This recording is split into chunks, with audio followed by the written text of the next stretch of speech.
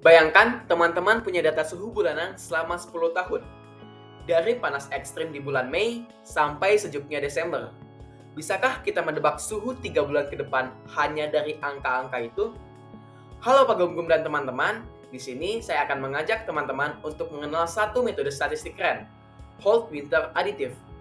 Kita nggak cuma meramal, tapi juga memilih model terbaik dari berbagai kemungkinan. Coba bayangkan data sebagai rekaman cerita, bukan cuma angka yang diam, tapi urutan peristiwa dari waktu ke waktu. Itulah deret waktu. Kita bisa melihat apakah suhu naik terus atau ternyata ada pola yang berulang setiap tahun. Analisis deret waktu membantu kita menangkap ritme itu. Dan dari pola yang konsisten, kita bisa menyusun prediksi yang masuk akal.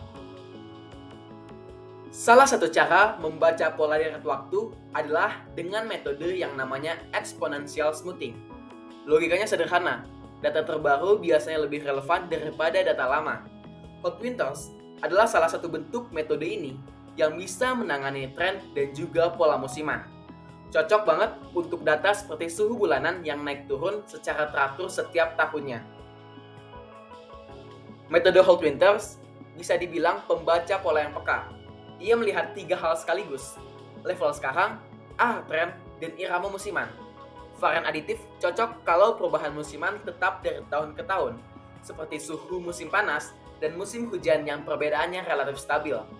Dengan 3 parameter utama, alfa, beta, gamma, model ini belajar dari masa lalu untuk memprediksi masa depan.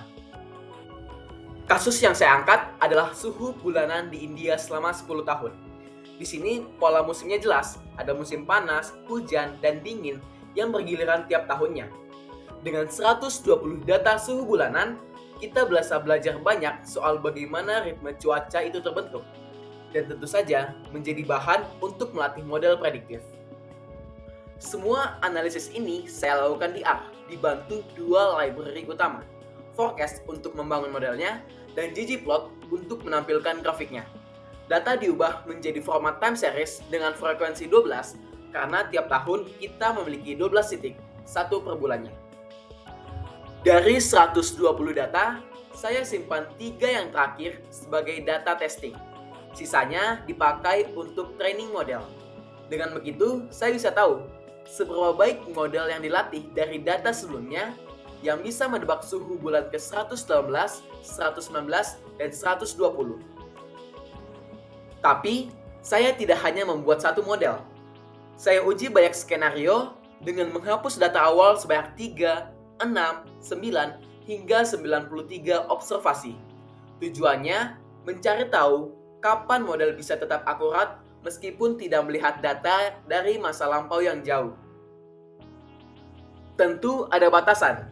Model hanya bisa dijalankan kalau jumlah data trainingnya minimal 24 observasi. Mengapa demikian? Karena kita butuh 2 siklus musim penuh untuk bisa mengenali pola tahunannya. Karena kalau datanya terlalu sedikit, model bisa kehilangan iramanya.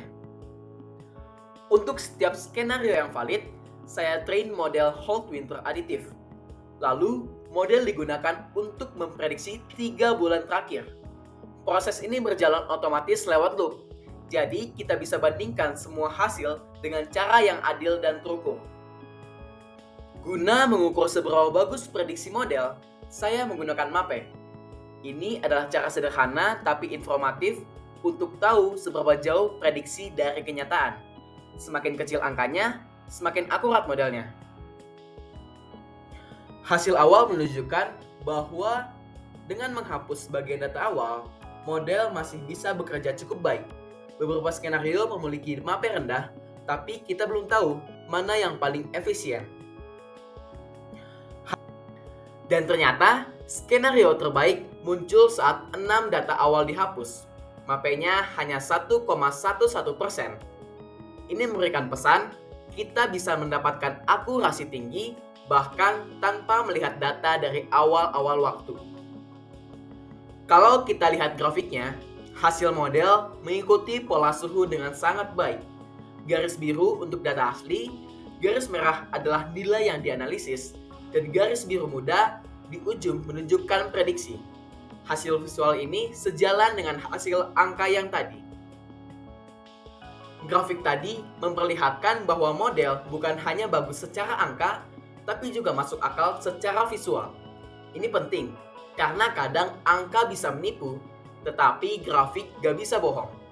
Kita bisa lihat apakah model mengikuti gelombang musimannya atau justru meleset jauh.